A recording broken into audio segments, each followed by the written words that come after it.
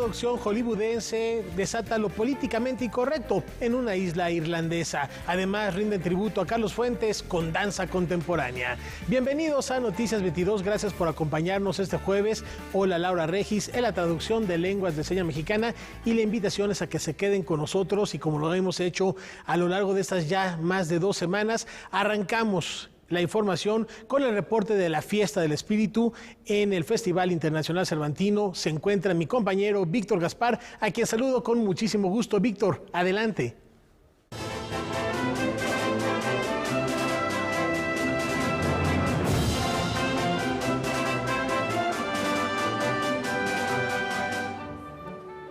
¿Qué tal, Rafael? Amigos de Noticias 22, efectivamente nos encontramos prácticamente en la recta final de esta 51 edición del Festival Internacional Cervantino, que a través de sus años y de su programación siempre incluye oferta para todo público.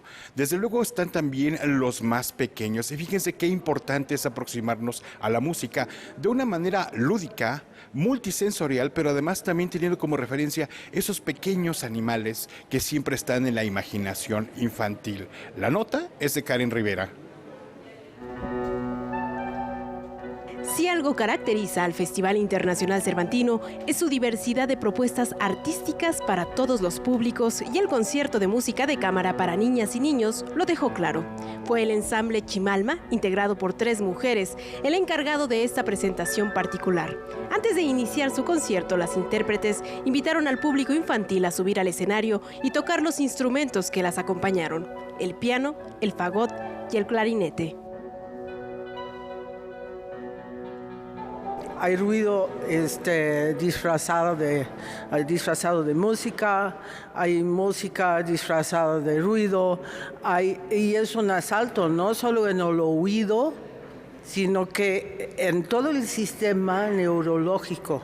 Eso es, y en los niños, antes de nacer, el sentido auditivo es el primero.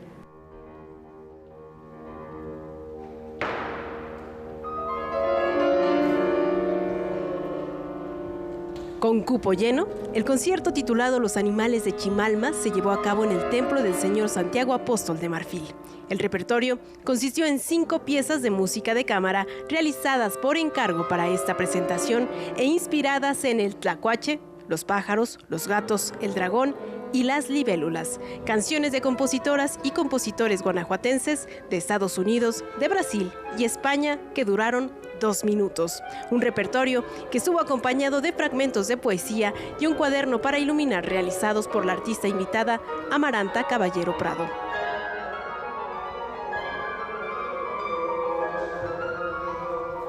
Fue algo muy bonito, muy emocionante para los niños. Creo que es algo muy importante irlos induciendo en la cultura. Me gustó mucho. ¿Y a ti? Pues el gato, el cuento del gato. ¿Ese fue el que más te gustó? Sí. ¿Qué les pareció este concierto? ¿Qué fue lo que más les gustó? Cuando subí al escenario. Me gustó mucho cuando hicieron las preguntas. Sí, creo que la cultura, que nos la acerquen más a los pequeños, es como oro. El ensamble Chimalma surgió en 2018 y su nombre se refiere a la mano de escudo de la diosa de la fertilidad de la mitología mexica. Heather Millet en el clarinete, Catherine Snelling en el fagot y Ana Cervantes en el piano buscaron llevar la música de cámara de primer nivel a todos los públicos más allá de las fronteras y etiquetas. En este concierto apelaron a la sensibilidad auditiva de los niños. La música, como cualquier arte, es necesaria para nuestra salud, tanto física como mental y emocional. Si no atendemos a eso, es como dar de comer a nuestros niños comida chatarra. Así. Noticias 22, Karen Rivera.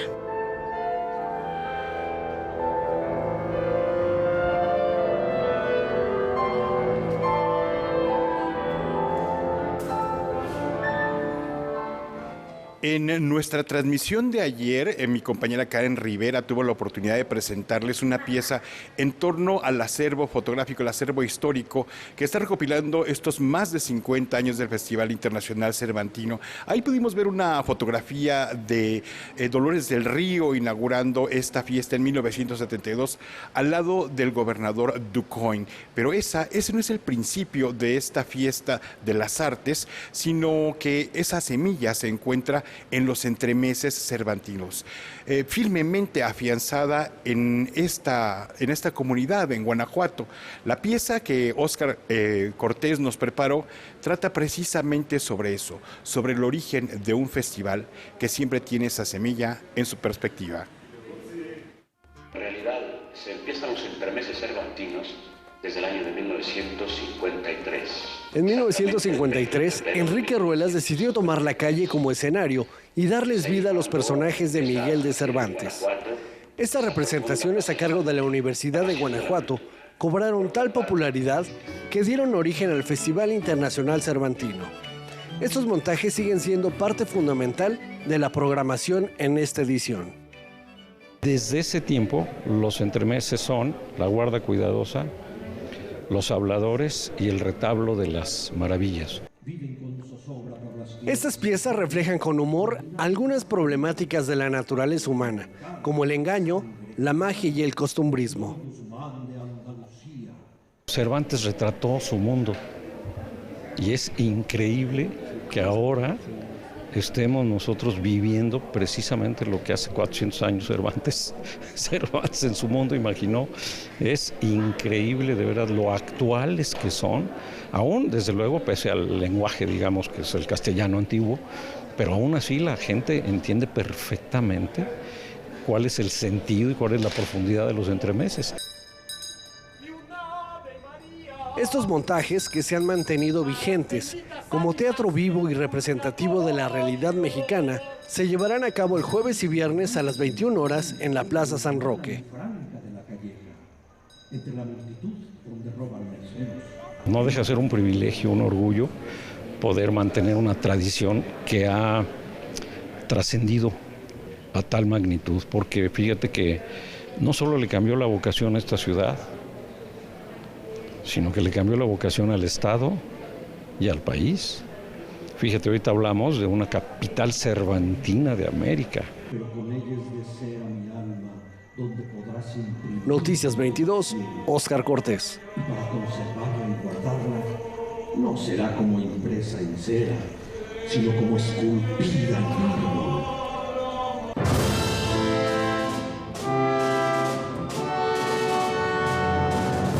Otro de los ejes que el Festival Internacional Cervantino siempre toma en cuenta son aquellos de los aniversarios de grandes autores y compositores. Tal es el caso de Sergei Rachmaninoff, quien hace unos días fue homenajeado en el teclado de su compatriota Dmitri Maslev. Toca ahora el turno para Rodolfo Ritter, quien nos habla también de la vitalidad y las particularidades de la composición de este ruso.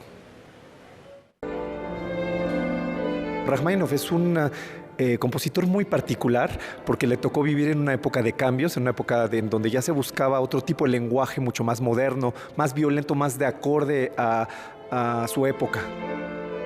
Pianista y compositor ruso, Sergei Rachmaninoff compuso inspirado en la belleza de las armonías y no en la guerra. Fue un estandarte de la sutileza del romanticismo y uno de los pianistas más influyentes del siglo XX. Desde la honestidad que lo caracterizó, compuso obra coral, de cámara y sinfónica. Detrás de sus casi 2 metros de altura y de sus dedos largos, escondió su personalidad tímida y depresiva. El Cervantino recordó al último exponente del post-romanticismo ruso a 150 años de su natalicio con un concierto ofrecido por el pianista Rodolfo Ritter y el cuarteto latinoamericano.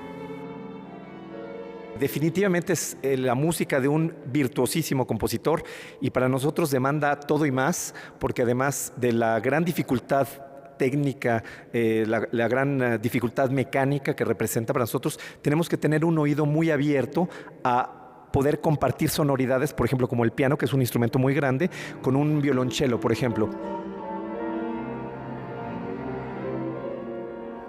El concierto se realizó en el Templo del Señor Santiago Apóstol en Marfil y entre las piezas del repertorio se encontraron obras como la sonata para piano y violonchelo, su obra de violín y piano y su sonata monumental. El reto para los músicos fue encontrar la sonoridad adecuada entre los instrumentos. A veces recibía críticas de que su música era demasiado del pasado, ¿no? De la época romántica previa. Y él decidió seguir adelante. Se sentía, por supuesto, incómodo, se sentía triste, porque no se sentía como que no pertenecía al mundo que estaba pasando, pero él fue fiel a su música. Y el tiempo le ha dado la razón. A 80 años de su muerte, la obra de Rachmaninoff conserva su alcance universal y sigue vigente porque su música fue escrita desde el corazón. Noticias 22, Karen Rivera.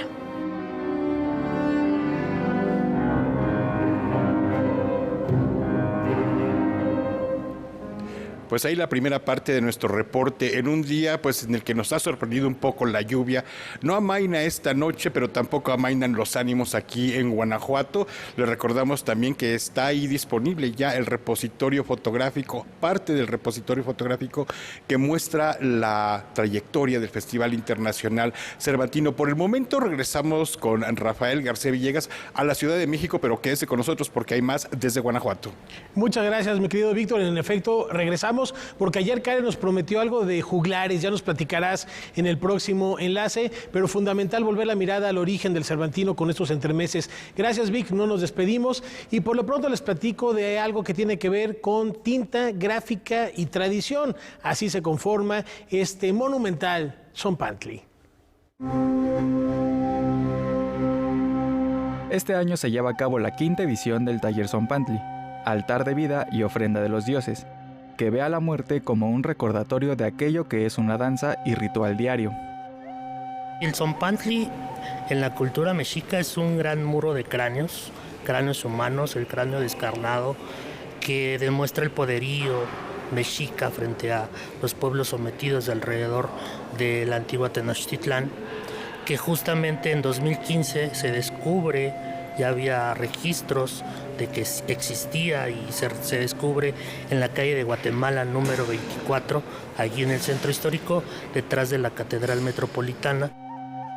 Este taller llamado Gráfica Nahual está pensado como un espacio para apoyar los procesos creativos de los participantes interesados en desarrollar proyectos artísticos enfocados en técnicas de grabado y dibujo. Es un taller, un mini taller portátil con el que he tenido la oportunidad de viajar por todo el país y algunos países del mundo para compartir esta increíble técnica de reproducción de imágenes que también es muy antigua y está muy arraigada en la tradición mexicana, siempre muy cercana a movimientos sociales y también como detonador creativo porque generalmente se suman personas que jamás habían hecho grabado. Gran parte de nuestra identidad social y cultural tiene sus orígenes en el pasado prehispánico, y con el paso del tiempo, el Tzompantli se ha convertido en un elemento cultural y estético relacionado con la celebración del Día de Muertos. El descubrir esta pieza creo que sí es importante para conocer todavía más de nuestros antepasados y la cultura de la muerte a través del sacrificio y que hoy toman una posición importante no solo en el conocimiento histórico sino también en la resignificación de tradiciones, como en este caso una obra contemporánea, una obra actual en el siglo XXI, en la que si bien no podemos hacer sacrificios humanos, sí podemos representar el cráneo descarnado. Algunos pendones hechos en el taller de Gráfica Nahual se pueden apreciar en la Academia de San Carlos, ubicada en el centro histórico hasta el 24 de noviembre. Para Noticias 22, Iván Ramírez. Y evoquemos esta noche la memoria de la pintora de la visión sagrada, quien sentó las bases del abstraccionismo.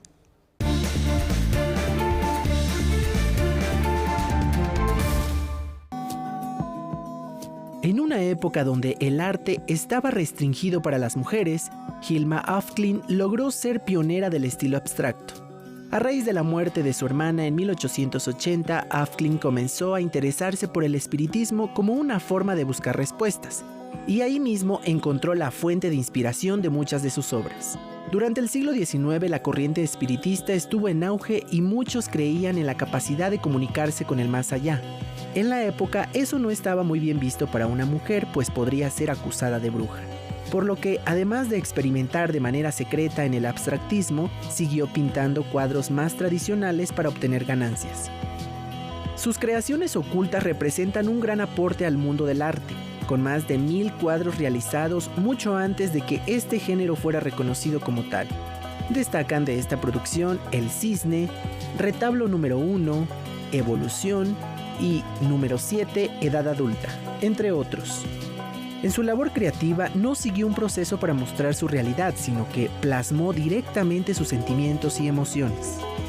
La artista abandonó la pintura en 1925 para dedicarse a la teosofía. Hilma Afklin nació el 26 de octubre de 1862 y hoy recordamos a la mujer que consolidó el arte abstracto a nivel mundial. Noticias 22, Alfonso Popoca. A 7 años de su última visita, 3 Below volverá a tomar los escenarios de México.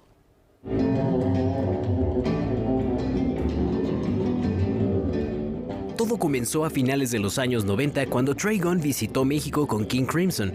Alonso Arreola, escribajista y nieto de Juan José Arreola, entabló una amistad con él y en años venideros realizaron algunas colaboraciones discográficas. Y hace 10 años coincidimos en el escenario ya por primera vez con otro amigo que también era otro héroe de juventud, Michael Manring, alumno de Jaco Pastorius, este gran jazzista, bajista, legendario, grabó en discos míos. Y finalmente, hace 10 años, te repito, hubo esta coincidencia en la sala Roberto Cantoral y nació 3 Below. Trío que poco a poco ha solidificado su presencia en la escena musical desde lenguajes atípicos del hyperbass, el touch guitar y el bajo eléctrico, y desde el jazz o el rock progresivo. Si bien hoy no tienen un álbum grabado, ellos han ofrecido conciertos en distintas entidades de América del Norte. Existe como existen los cometas, como existen los eclipses, ahora que estamos tan a tono. Es decir, no somos una banda que está todo el tiempo activa, ni estamos grabando. Somos una banda que se junta cuando le da la gana, cuando tenemos tiempo, cuando tenemos ese espíritu y el deseo de hacerlo. En la recta final de 2023, los astros se vuelven a alinear, pues 3 Below ofrecerá una breve gira por México, empezando con un concierto el próximo lunes 30 de octubre en Aguascalientes, seguido por una presentación en el Teatro de Ana de Guadalajara, Jalisco, el 1 de noviembre. Al día siguiente, en el Foro La Paz de la Colonia San Ángel en la Ciudad de México, y para cerrar, en el Palacio de la Música de Mérida. En este recorrido por México, Emanuel Pina se sumará como colaborador. Es un multiinstrumentista que toca muy bien el laúd y la baglama, que son instrumentos árabes, pero también toca muy bien la guitarra, el bajo y el stick. La información de cada concierto pueden encontrarla en las redes sociales de Alonso Arreola. Para Noticias 22, Rodrigo Peredo. Bueno, y con la esperanza de que el clima no interrumpa la cartelera cervantina, volvemos precisamente cámaras y micrófonos a la Fiesta del Espíritu. Víctor Gaspar, te escuchamos, adelante. Investigando un poco sobre la compañía de la cual les vamos a hablar a continuación, me encontré una bella frase que decía que el arte florece a veces en las épocas más difíciles, y probablemente esto refrenda el carácter básico humano que permite reconocer los mejores valores a través del arte y sus múltiples expresiones. Anoche en el Auditorio del Estado tuvimos la oportunidad de disfrutar el trabajo en 3 números de una fabulosa compañía norteamericana que verdaderamente hizo lujo de detalles y de esfuerzo, un vigor impresionante. Dance Theater of Harlem se presentó aquí en Guanajuato y verdaderamente demostró cómo se puede hacer soñar a uno con el cuerpo.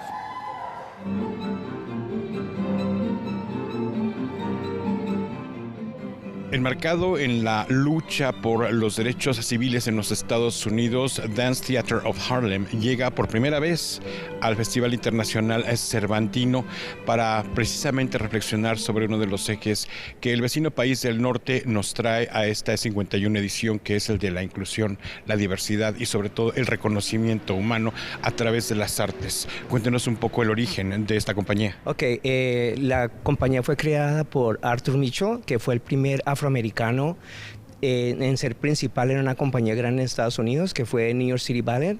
En 1968, que fue el asesinato de Martin Luther King, él iba en camino hacia Brasil a hacer una compañía allá.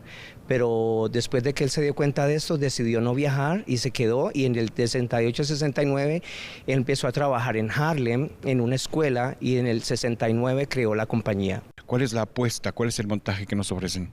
Hoy traemos 3 obras, 2 de ellas son creadas por el director artístico de la compañía, que se llama Robert Garland.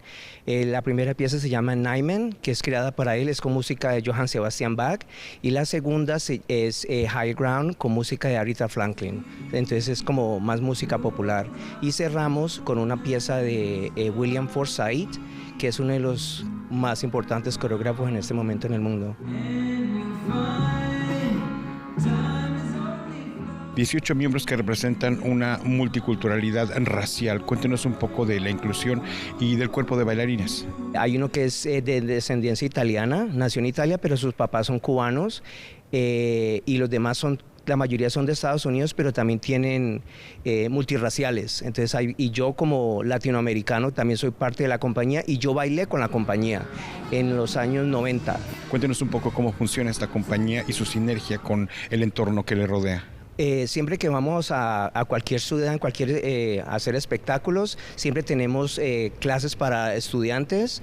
Como anoche tuvimos aquí una clase abierta y de mucha inclusión, de darle a la gente la posibilidad de aprender cosas nuevas para que todos nos desarrollemos y que sea inclusivo. Dance Theater también tiene una escuela y tiene los estudiantes tienen la posibilidad de trabajar y ver la compañía moviéndose constantemente, y motiva mucho al ciudadano en general, y es una motivación muy grande para todos. Esa fue como la idea de Arthur Mitchell. Él quería crear un espacio donde se pudiera cualquier ser humano desarrollarse como bailarín, y que no fuera solamente como la idea del europeo. Entonces Dance Theater es como esa imagen de que la danza pertenece a todos.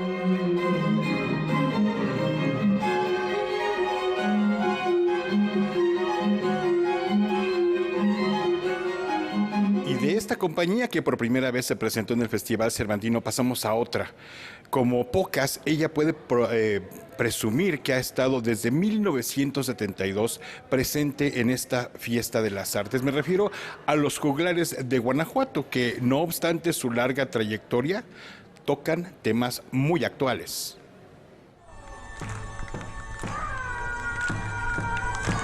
Los Juglares de Guanajuato nacieron un 12 de agosto de 1972, y 2 meses después, el 12 de octubre del 72, el grupo participó oficialmente en el primer Festival Internacional Cervantino. Fuimos los primeros en utilizar la calle, en el primer Festival Cervantino, usar la calle, no nada más las plazuelas, sino usar la calle también como escenario.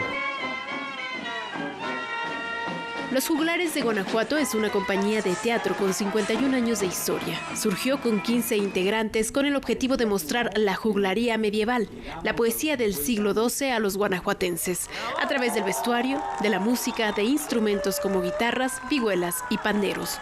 Los Juglares fueron los primeros en presentarse en las escalinatas del Teatro Juárez y en espacios como la Plaza San Roque, Mejía Mora y el Pípila. 3 años después de su fundación, con la llegada de José Rubén Araujo como director, esta iniciativa se convirtió en una juglaría contemporánea. Decidí convertir el grupo en juglares de esta época que opinan acerca de la circunstancia local, nacional, internacional, según el sapo, la pedrada. Por ejemplo, cuando estaba la tormenta del desierto, la invasión de Irak, nosotros hicimos la tormenta del estiércol. La situación que se viene de escasez de agua, del calentamiento global, hacer una función con temas ecologistas. Entonces esa es la función de los juglares para el público. El humor en sí es como una especie de bálsamo para entender los conflictos, por complejos que sean. La gente a partir de la risa le cae un 20. Los juglares se han caracterizado por realizar números de pantomima con los que han trascendido fronteras. En sus actos incluyen a los asistentes como un actor más. Saben que su responsabilidad es con el público, con el arte, con la conciencia social. Reflejan el abanico que es el ser humano, desde la maldad hasta la bondad. Así lo han mostrado año con año en su espectáculo tradicional de Día de Muertos. Lo más gratificante creo yo que es la cercanía y la respuesta inmediata del público. Lo difícil es a veces luchar contra el ruido, pero bueno, de alguna manera hacemos pausa y continuamos. Es una responsabilidad cada vez más el cuidado que se debe tener con las palabras, con lo que se dice, con lo que no se dice, porque últimamente los tiempos se han vuelto muy controversiales. Aunque ya estamos medios arrugados y canosos y todo, pues tenemos un espíritu juvenil, entonces es fácil acercarse a los jóvenes. En la edición 51 del Festival Internacional Cervantino, los juglares de Guanajuato recibieron la presea Eugenio Trueba Olivares. Continúan su trabajo con la idea con la que nacieron, divertir al público. Noticias 22, Karen Rivera.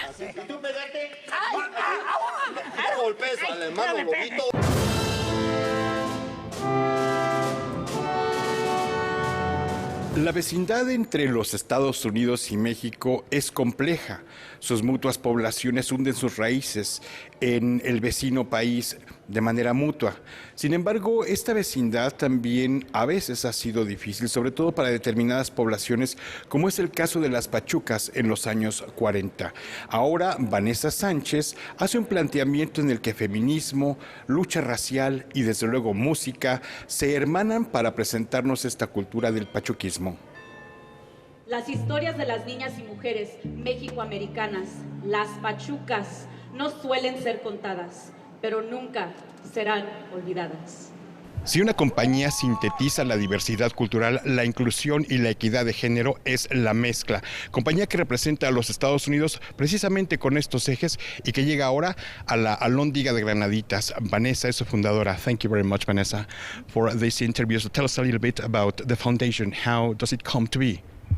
Well, I started La Mezcla in 2015, and it is a dance company that is una mezcla. It's a mix of different dance forms, different rhythms, different cultures, different traditions. We bring together tap dance, sapteado jarocho, fandango style from the state of Veracruz, Mexico, where my family is from, and Afro-Caribbean rhythms and traditions. Pachuquísimo y algo más es el nombre de esta puesta en escena. What is it about? Well, we're presenting excerpts from our show Pachuquismo, which is a show that looks at the history of the 1940s in Los Angeles, focusing on the Zoot Suit riots and the Pachucas. Now, to make a long history short, the Pachucas were a group of young Mexican-American women and girls who, weren't white enough for the United States, but also were not traditional enough for their traditional Mexican families. And so there was a lot of prejudice against anyone that was Mexican American in Los Angeles at the time, but especially against the Pachucas and Pachucos who were wearing the Zoot Suit. And so for 10 days in June of 1943, servicemen attacked anyone who looked Mexican American, any Zoot Suiter in the streets. So how would you judge the participation and the contribution of Latino communities within the U.S. nowadays, specifically in the issue in the field of women participating in these cultural circuits? Mm-hmm. Yeah, I think that there's a lot of movement, a lot of social justice movement within the young Chicano and young Mexican-American communities. And there are a lot of young Mexican-American women who are really coming together to challenge some of the stereotypes and gender roles that have been put upon them for many, many, many years. And through this show, we also, try to challenge some of the racism that also exists within some Mexican American and Chicano communities, acknowledging the contribution of Black communities, from the zoot suit to the music, the jazz music, the swing music you're going to be hearing. We try to create harmony within those communities as well.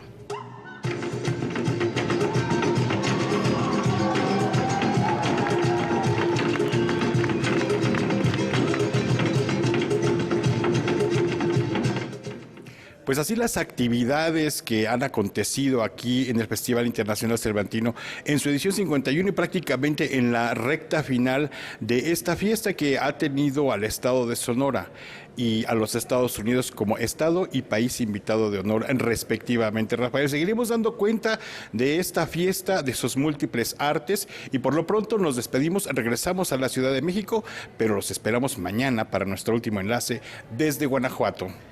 Muchas gracias, mi querido Víctor, un fuerte abrazo y celebramos esta gran cobertura que está haciendo Noticias 22 y que la lluvia no les afecte mucho esta noche. Gracias, Víctor, y hasta mañana. Esta es la invitación. Y vamos a continuar con música, teatro y danza, que es como ya está preparando Minería, su altar de Día de Muertos. Si eres de los que no pone ofrenda en su casa y no sabes dónde celebrar el Día de Muertos, puedes ir al Palacio de Minería y vivir una fiesta hecha para preservar nuestras creencias y conmemorar a quienes ya no están con nosotros. Por primera vez hicimos un popurrí que está como muy interesante y como muy atractivo para el público que nos visita, no solamente del centro histórico, que pulula mucha gente por aquí. El 25 de octubre, la ex Escuela de Ingeniería inició las festividades con la obra de Don Juan Tenorio y con la exposición de la ofrenda Buen Camino Tolsá y Científicos, dedicada al ingeniero y escultor Manuel Tolsá y a los científicos Fausto de Lullar, Joaquín Velázquez de León, Andrés Manuel del Río y Alexander von Humboldt, quienes influyeron en lo que fue la minería de los siglos XVII, XVIII y XIX. También lo juntamos con una callejoneada, la sexta callejoneada de estudiantinas y de tunas, que se va a presentar el sábado a partir de las 3, 4 de la tarde, donde las estudiantinas, 4 estudiantinas, van a salir a dar un recorrido por diferentes calles de aquí del centro histórico y que finalmente terminan todas, cuando su recorrido ya lo concluyen, terminan en el patio central del Palacio de Minería, ofreciéndonos algunas de sus canciones. El domingo se presenta pues la orquesta, una parte de la Orquesta Sinfónica de Minería, con un concierto del Día de los Muertos. Estos eventos serán completamente gratuitos y abiertos para todo público que desee disfrutar de esta festividad tan bella y emotiva. No se trata de ser mejor o peor que otras, pero por lo menos tener siempre una razón o un pretexto para poner la ofrenda, que es una tradición mexicana que nos encanta y llena de color y llena de historia y llena de elementos que nos hacen conservar esto de manera permanente, ¿no? Porque es importante mantener vivas nuestras tradiciones como mexicanos, no dudes en visitar esta ofrenda y los 2 conciertos que ofrece el Palacio de Minería. Para Noticias 22, Natalia Ochoa. Y miren, ustedes descubren en una antigua necrópolis egipcia un rollo del legendario Libro de los Muertos.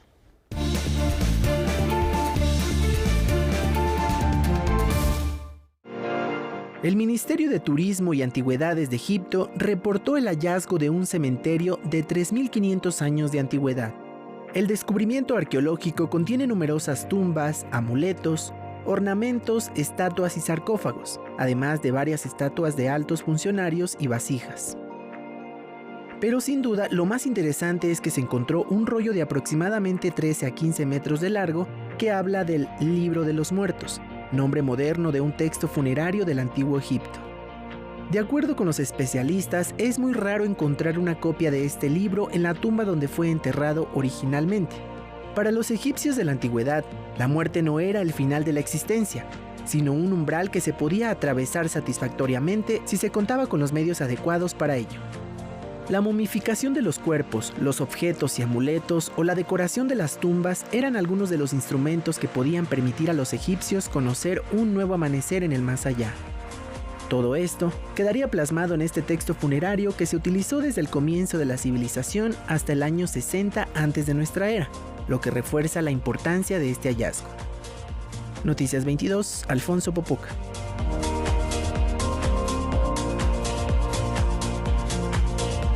Y llegó el momento de sumarnos a la tarea colectiva y leernos en otros.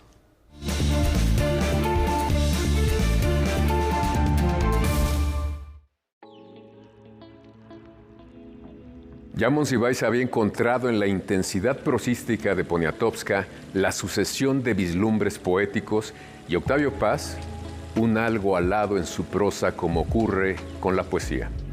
El libro de poemas Rondas de la Niña Mala recupera ese antiguo uso de la poesía para contarnos cosas, para fijar de manera condensada esos instantes que definen, como pocos, nuestros días, porque los poemas, además de ser la música de lo que pasa, los instantes de comunión con lo infinito, son también instrumento de la memoria y la imaginación.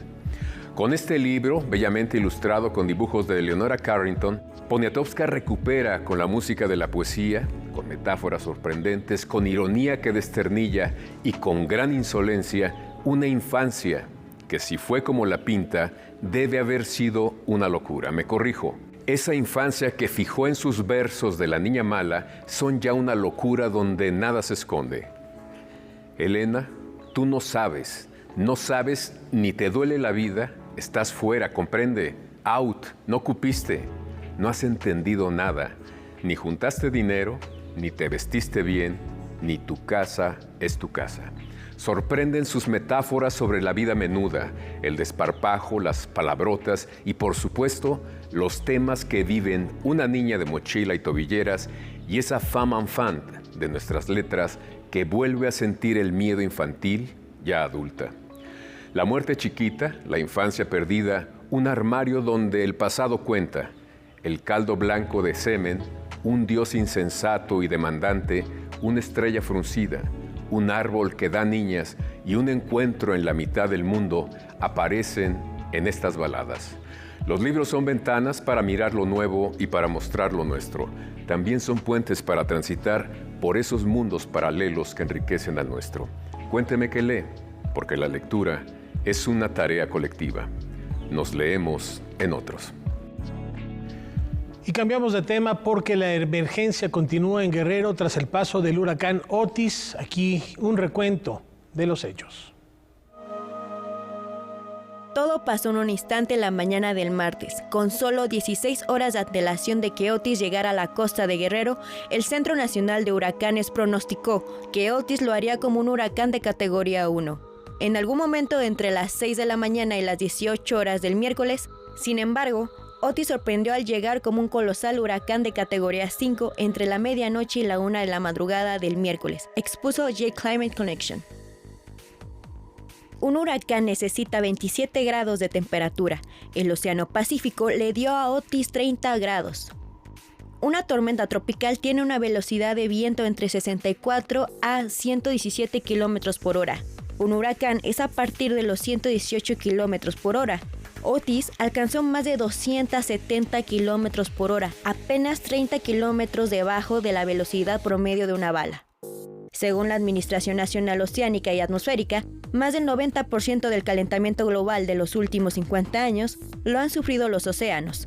Además, este año se está produciendo el fenómeno de El Niño en el Pacífico, que eleva aún más la temperatura del océano. Rosa Isela Rodríguez, secretaria de Seguridad Federal de México, anunció que 27 personas murieron a causa del huracán Otis y 4 más están desaparecidas. Para Noticias 22, Nicole Rubio. Y esto sin contar los estragos que ha causado a tanta y tanta población. Por eso Rodrigo Peredo nos platica cómo podemos ayudar. Adelante, Rodrigo. Amigos de Noticias 22, es grave la situación que se vive en Acapulco y los municipios aledaños de Guerrero por el huracán Otis. Por ello, en la Ciudad de México se han habilitado diferentes puntos, diferentes centros de acopio a los que podemos acudir y donar víveres. Se está aceptando agua embotellada, despensa armada, alimentos no perecederos y por supuesto embolsados como azúcar, café, sopa de pasta, lentejas, galletas, alimentos para bebés y mascotas. También materiales de limpieza o herramientas de construcción son bienvenidas. Los centros de acopio en la capital son la Puerta 1 del Complejo Cultural Los Pinos, la Biblioteca de México en la Ciudadela, la Biblioteca Vasconcelos, Radio Educación, el Centro Nacional de las Artes, la sede de la Secretaría de Cultura en Reforma 175, el Centro de Cultura Digital, el Museo Nacional de Antropología, la Cineteca Nacional de México y el Museo de San Carlos. A todos estos lugares pueden acudir de 10 de la mañana a 5 de la tarde. Es momento de solidarizarnos con nuestros hermanos y hermanas de Guerrero. Gracias, Rodrigo, y reiteramos precisamente este llamado que ya haces a la solidaridad. Y cambiamos de tema porque en esta remota isla irlandesa es el lugar ideal para dar rienda suelta a lo políticamente incorrecto. Vienen unos gringos desde Hollywood, California, en Estados Unidos. Por primera vez en los escenarios mexicanos se presenta la obra de teatro El Cojo de Inishmaan, del renombrado dramaturgo y director de cine Martin McDonagh, uno de los autores más aclamados de la escena actual. Considero que es uno de los autores o el autor más importante vivo en este momento contemporáneo, ¿no? La historia de esta obra maestra de la comedia negra se desarrolla en el lejano año 1934, en una isla remota de la Irlanda profunda. Un lugar habitado por personajes variopintos y, digamos, singulares. Son personajes esperpénticos que viven en unas condiciones terribles y deplorables porque no tienen acceso a la educación, son absolutamente crueles y descarnados en el trato de uno con el otro. La monotonía habitual que consume a los pobladores de Inishmaan será interrumpida cuando comience a correr la noticia de que un equipo de cineastas provenientes de Hollywood, liderados por el famoso documentalista Robert Flaherty, visitará una de las islas vecinas para grabar una película sobre la forma de vida de sus habitantes. Billy, un joven huérfano y discapacitado, verá en ello la oportunidad para salir de la isla en busca de una vida distinta. Viene a desatar evidentemente que todos los personajes se disparen para un lado y para otro. Lo que tiene McDonagh es que te sorprende, ¿no? Siempre te está sorprendiendo. La obra resulta conmovedoramente divertida y políticamente incorrecta, fiel al estilo descarnado de su autor, quien es mundialmente reconocido por montajes como El hombre almohada y La reina de belleza de Linane, así como por sus multipremiados largometrajes 3 anuncios por un crimen y Los espíritus de la isla. El humor irlandés no se parece mucho a nuestro humor, ¿no? Al humor mexicano, así de cruel y de que me estoy riendo, ¿no? El Cojo de Inishmaan se presenta de jueves a sábados hasta el 4 de noviembre en el Teatro Rafael Solana. La obra es dirigida por Fernando Bonilla y en el elenco participan, entre otros, David Juan Holguín, Sofía Álvarez, Gabriela Murray y Sergio Zurita. Noticias 22, César H. Meléndez. Se llamará la película. Y como su nombre lo indica, ser un doble de riesgo conlleva muchos peligros y hay historias que merecen ser contadas.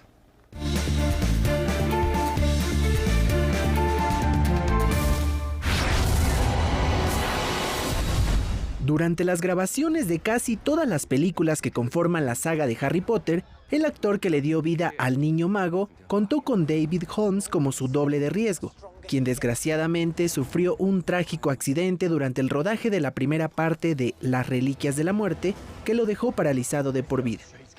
No obstante, se formó una gran amistad entre los dos actores y Daniel Radcliffe proporcionó una gran red de apoyo a Holmes posterior al suceso que le marcó la vida. Ahora, el intérprete de Potter produce el documental David Holmes, el chico que sobrevivió, y cuenta la historia del gimnasta que fue su doble de acción durante 10 años en la célebre saga. La cinta incluye imágenes personales de la vida de David filmadas durante la última década y material detrás de cámara de su trabajo como doble, así como entrevistas con Radcliffe, amigos, familiares y miembros del equipo de producción. A través de sus redes sociales, Holmes compartió la historia sobre este proyecto, después de 4 años de planeación. Dirigido por Don Harley, el documental se estrenará el 15 de noviembre por HBO. Noticias 22, Alfonso Popoca. Ahora veamos qué propuesta nos tiene esta noche el crítico de cine Leonardo García Sau. Adelante, maestro. Hola, ¿qué tal? ¿Cómo están? En esta ocasión les voy a recomendar una película muy especial. Se titula Redes, que es otro clásico del primer cine mexicano sonoro. Filmada en 1934, esta mezcla de documental y ficción trata sobre la lucha de unos pescadores veracruzanos contra sus explotadores y fue dirigida por el cineasta de origen austriaco Fred Zinnemann y el mexicano Emilio Gómez Muriel, ambos debutantes. El primero, según se sabe, hizo carrera después en Hollywood con películas tan populares como De aquí a la eternidad y A la hora señalada. También es interesante resaltar que Redes fue producida por la Secretaría de Educación Pública, entonces a cargo de Narciso Bassols, hombre de izquierda, con el apoyo del compositor Carlos Chávez. Entre sus créditos también figuran de manera importante el fotógrafo Paul Strand en su primera intervención cinematográfica y Silvestre Revueltas, compositor de la banda sonora, una de sus mejores cualidades. El reparto estuvo integrado por actores no profesionales, con la excepción de David Valle González, y el rodaje se llevó a cabo en el mismo lugar de los hechos. Como señala el historiador Emilio García Riera, tratándose de una obra de clara inspiración izquierdista, no sorprende que contara en su montaje y en su bella fotografía el ejemplo del famoso director soviético Sergei Eisenstein. Redes, de Fred Zinnemann y Emilio Gómez Muriel, pasa mañana viernes en la tarde, pero consulten sus horarios del canal 22.2 Nuestro Cine. Nos vemos la próxima semana. Hasta la próxima. Hasta la próxima, Leonardo. Ya les platicábamos hace ratito del Zompantli y aquí hay más sugerencias para ir preparando la celebración por el Día de Muertos. La Secretaría de Cultura del Gobierno de México te invita a Cultura Comunitaria, a disfrutar de más de 200 actividades gratuitas que tiene preparadas para ti, en torno a la celebración del Día de Muertos. La tradición se celebra con ofrendas, altares, conciertos, narraciones, películas y dinámicas diversas para todas las edades, del 25 de octubre al 10 de noviembre. Se llevarán a cabo jornadas especiales del Día de Muertos en 91 convites culturales en 27 estados y 75 municipios, así como en 30 cinesillitas presentes en 8 estados y 17 municipios. Por ejemplo, en el Convite Cultural de Coyuca de Benítez, el 31 de octubre se intervendrá de manera colectiva un altar de Día de Muertos. Además, habrá creación de calaveritas literarias, maquillaje alusivo y degustación de tamales. En los cinesillitas, gracias a la colaboración del Instituto Mexicano de Cinematografía, se proyectarán películas mexicanas emblemáticas como Macario, Veneno para las Hadas y Somos lo que hay. Asimismo, las 480 sedes de semilleros creativos también tendrán actividades. Es el caso del Semillero Creativo de Cartonería en Chochola, Yucatán, donde habrá una exposición de alebrijes y catrinas realizadas con técnicas de cartonería el próximo 2 de noviembre a las 16 horas. Para más información, consulta la página que aparece en pantalla. Seguramente en tu localidad habrá eventos. Para Noticias 22, Diana Telles. Y para los amantes del rock nacional tenemos una sorpresa. Nicole Rubio, ¿cómo estás? Platícanos, ¿de qué se trata? Amigos, les tenemos 10 pases dobles para ir a ver a Molotov este 28 de octubre en Santa Fe Music Hall a las 21 horas. Para ganártelo solo debes de enviarnos un mensaje en este correo que aparece en pantalla. No te lo puedes perder. Seguimos contigo, Rafael.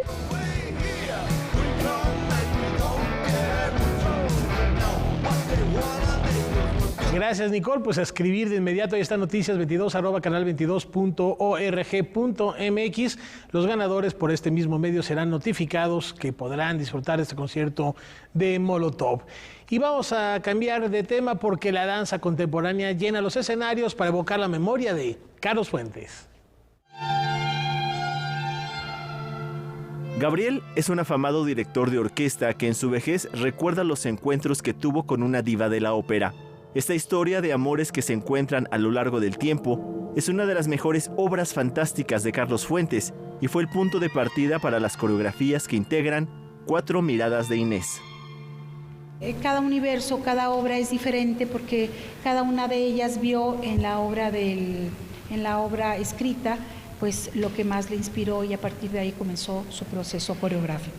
Es muy interesante porque las obras quizá temáticamente se pueden parecer un poco, pero en cuestión de lenguaje de movimiento, cada una es una obra diferente a la otra. Cecilia Appleton, Rosana Filomarino, Lola Lince y Silvia Unzueta se inspiraron en la novela Instinto de Inés para rendirle un homenaje a Carlos Fuentes. Me parece que sobre todo en estas piezas de encargo, uno tiene que, eso es lo que pienso yo como coordinadora, digamos, de este proyecto, que cada coreógrafa tiene que sentirse con la libertad de tomar lo que para ellas, en este caso, fue lo más importante y a partir de ahí crear su propia propuesta. La presentación de El aullido salvaje de la memoria del cuerpo, El último concierto, Retazos de memoria y Porvenir perdido, título de las coreografías, serán el 4 de noviembre a las 7 de la tarde en el Palacio de Bellas Artes. Lean el libro, lean Instinto de Inés, porque seguramente van a poder entender mucho más cuando vean el trabajo coreográfico, van a entender por dónde va. Y además es un libro que vale la pena leerse, es un libro pequeño, es muy interesante, es un libro que se inserta, una literatura que se inserta en el realismo mágico del latinoamericano. Noticias 22, Alberto Aranda. Y nos vamos y lo hacemos como es costumbre con música y con una probadita del concierto que ofreció La Mezcla y su pachuquismo allá en el Festival Internacional Cervantino. Nos vemos el día de mañana. Muchas gracias. Buenas noches.